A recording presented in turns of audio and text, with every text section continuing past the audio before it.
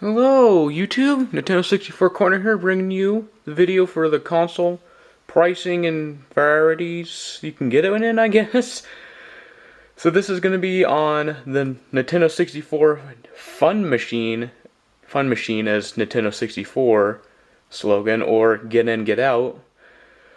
Nintendo was weird back then when it came to sayings, because, well, they were on top, and that's how it was. Moving on.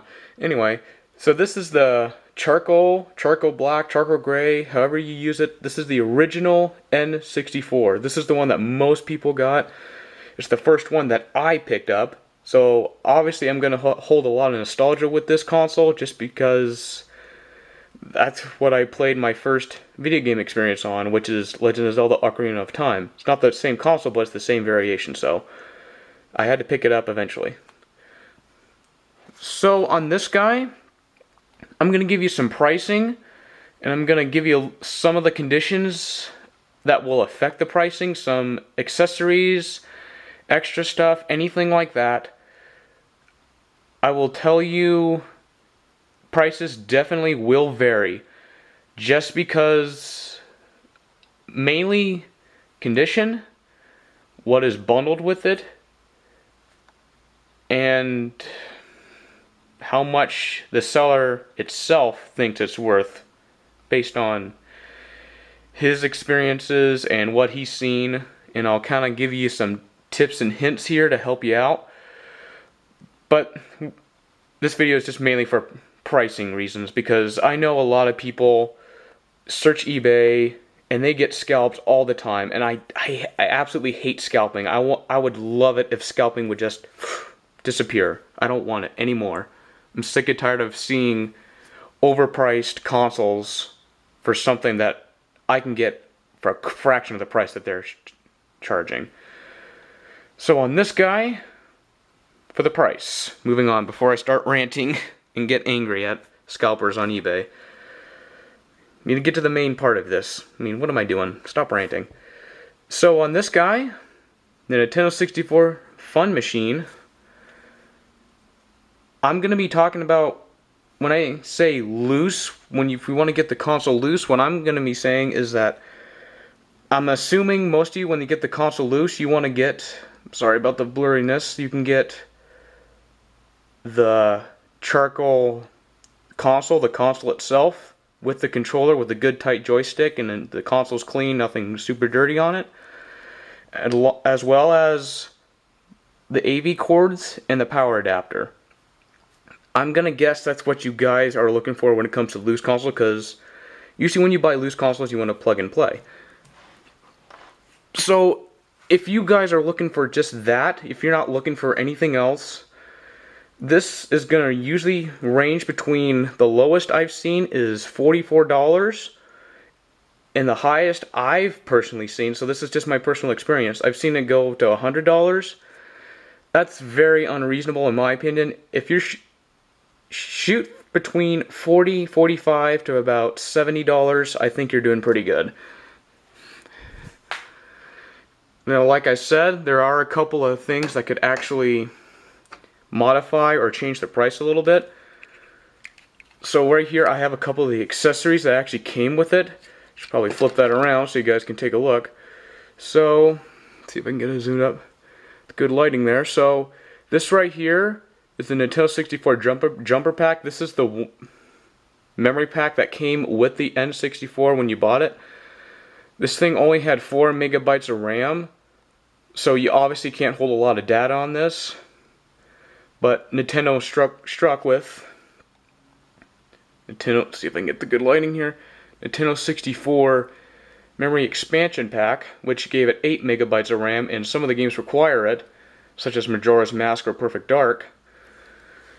So these two guys will actually affect the price a little bit. It won't too much, but it actually will affect it a little bit, as far as I've seen watching it. And then moving on, if you find these consoles bundled with games or anything, you're usually going to find this bundled with the controller. This is the Rumble pack that came with the game Star Fox 64, actually. So if you're getting Star Fox 64, most of the time you're going to get this with the controller.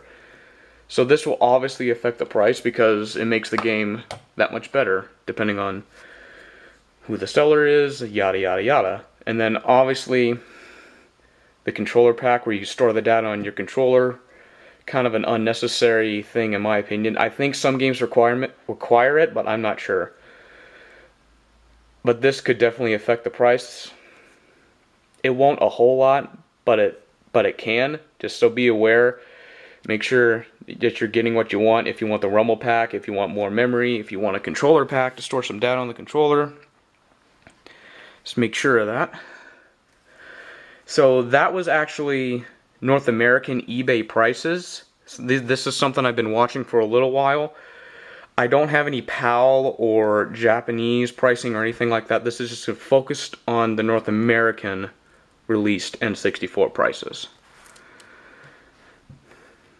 So moving on to basically a collector's standpoint, the boxed N64 Fun Machine, charcoal black color.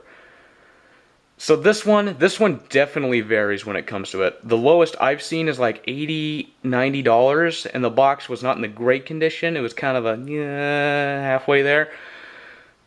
But I'm going to give you a reasonable price, and hopefully you guys will agree with this if there's any collectors watching. What I've seen recently is this specific color variation. If you're looking for at least a decent box that looks good enough to be in a collection, roughly around 120 to about 170, and that's just my personal experience. And if you're looking for like a minty box, you're going to be shooting around 350 and up probably. I don't see too many minty copies of this, so I really couldn't give you a big pricing range there, but 350 kind of puts you right in the spot there.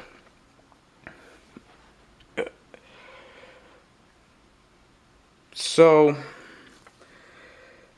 pricing does change depending on if it's super minty down to the box is completely destroyed and the styrofoam is destroyed and all that. And a couple things I will say on this. Styrofoam does affect the price if it's in good condition or not. If is it dirty, is it covered in hairs and anything like that. The inserts, because these box consoles did come with inserts, little things like that, like a little booklet describing warnings and all that. And if you're really into the collecting thing, if you really want to keep it in mint shape, there's a box. There's a baggie that has red text around it that went around the controller and it went around the console. Those are a little bit harder to find. You can find them, thankfully. They've been popping up more recently, so I've been keeping an eye on that. But if you're like a minty collector, you want to get the baggies for the controller and the console. I personally don't do that. I'm just trying to look for complete in box consoles. I would love to get the baggies for all of them, but I don't have that much money. So, I hope I was able to help you guys out a little bit. If you have any questions or concerns, anything that I might have missed, or anything you didn't fully understand or wanted to get more information on, drop a like. I might do an update of this video, maybe, or comment down below in the video. Down below the video, I should say. Comment down there. Let me know if I screwed anything up or anything like that. Like I said in my video that I posted a little bit ago, I got asked to do this and I'm kind of new at YouTube, so I am really sorry about the lighting quality. I actually spent a good 30-45 minutes trying to get decent lighting to get this going so you guys can take a look at it. So, yeah.